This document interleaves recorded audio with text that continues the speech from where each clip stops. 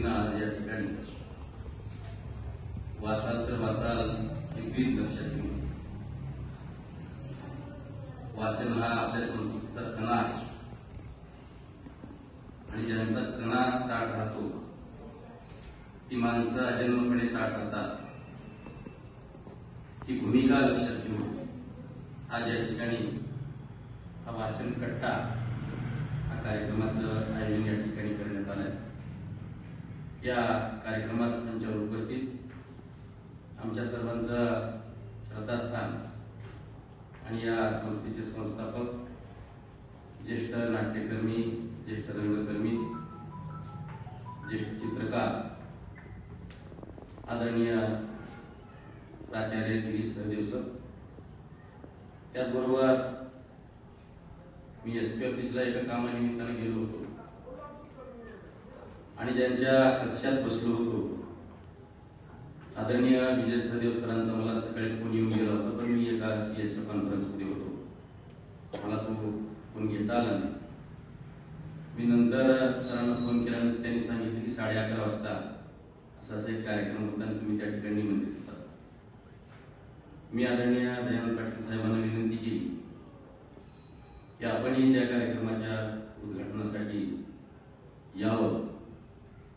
अगदी एका शब्दाच्या एका वाक्याच्या विनंतीवर आदरणीय दयानंद पाटील साहेबांनी ती विनंती स्वीकारली।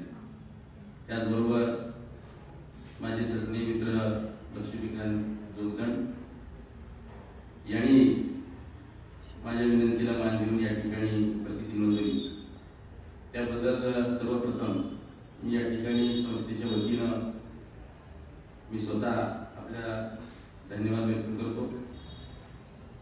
दयानंद पाटील साहेब म्हणजे सातत्यानं हातात त्यांचा दंड असतो, परंतु हा दंड म्हणजे शिस्त लावण्यासाठी असतो।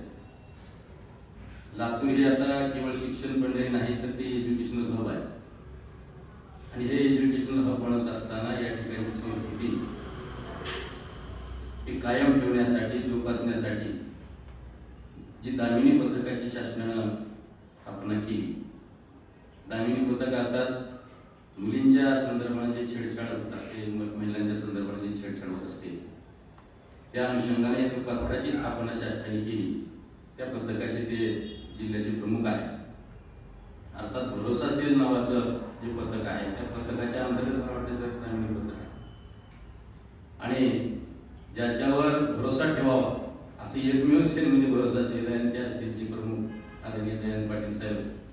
आणि मी सातत्याने म्हणत असतो की पोलीस खात्यात राहून सुद्धा लक्ष्मीकांत दे एक असा वाचनप्रिय, संभाषणप्रिय आणि जनलोकाभिमुख व्यक्तिमत्व आणि असलेला अधिकारी म्हणून आम्ही दयानंद पाटील साहेबांचं नाव घेतो।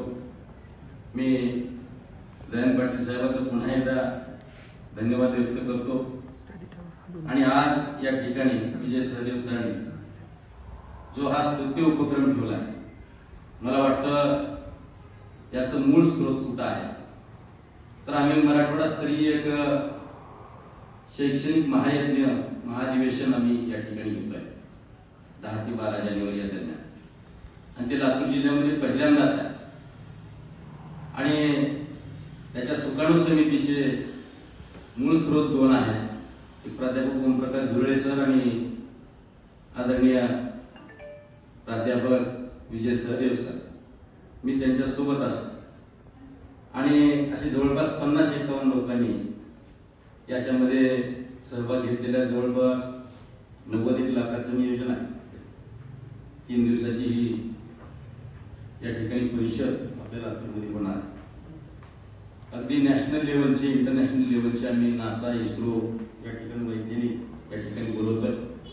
सुधा मूर्ती सारख्या एक प्रख्यात अशा एक साहित्यिक आणि सामाजिक कार्यकर्त्या त्यांना सुद्धा पाचारण करण्याचं आमचं नियोजन आहे आणि या नियोजनामध्ये ज्या वक्त्यांना आपण बोलावतो आहोत हजारो रुपये खर्च करून, लाखो रुपये खर्च करून, त्यांच्या 40 मिनिटांमध्ये किंवा 10 मिनिटाच्या प्रश्नोत्तरामध्ये जे अर्थात त्याचं नियोजन असं आहे की 1 तासाचं ते सत्र आहे, 40 मिनिटं वक्ते आपल्याशी संवाद करतील, त्याच्यानंतर 10 मिनिटं आपल्याला त्यांना प्रश्नोत्तराच्या माध्यमातून आपल्याला जाणून घ्यायचं आहे आणि 10 मिनिटं त्या अध्यक्षीय समारोपासाठी आहे, ती 1 तास आहे. तर या 40 मिनिटाच्या सत्रासाठी एवढा मोठा वक्ता या ठिकाणी येणं आणि त्याच्यामध्ये विद्यार्थी, पालक आणि शिक्षक, मुख्याध्यापक, संस्थाचालक असा आमचा तो वर्ग आहे त्या परिषदेसाठीचा. त्यांचं समाधान होणार नाही म्हणून आम्ही एक चर्चा कट्टा त्या ठिकाणी ठेवावा का, असा एक आमच्या नियोजनाचा भाग आहे. म्हणजे जेणेकरून त्यांना काही वैयक्तिक प्रश्न विचारायचे असतील, त्यांच्याशी संवाद साधायचा असेल तर त्यांनी त्या चर्चा कट्ट्यावर जाऊन बसावं आणि त्यांच्याशी खुला संवाद नंतर हे विद्यार्थी, पालक, शिक्षक आणि मुख्याध्यापक वगैरे त्यांच्याशी साधतील. त्याच्यातलाच एक भाग म्हणून आम्ही मग वाचन कट्टा एक ठेवावा का. मग त्या ठिकाणी जे सिलेक्टेड विद्यार्थी जे स्कूलचे आहेत, विविध स्कूल, जवळपास लातूर जिल्ह्यामध्ये 2682 शाळा आणि या 2682 शाळांमधून जे काही सिलेक्टेड विद्यार्थी असतील त्यांची 2-2 मिनिटाची वाचनाची व्हिडिओ तयार करून त्या ठिकाणी एक व्हिडिओ क्लिप सातत्यानं एक चलचित्रासारखी त्या ठिकाणी लोकांसाठी आपल्याला प्रदर्शित करता येईल असा एक प्रकल्प आहे. आणि त्याचाच एक भाग म्हणून या ठिकाणी मला वाटतं आज हा वाचन संस्कृतीचा कार्यक्रम या ठिकाणी ठेवलेला आहे.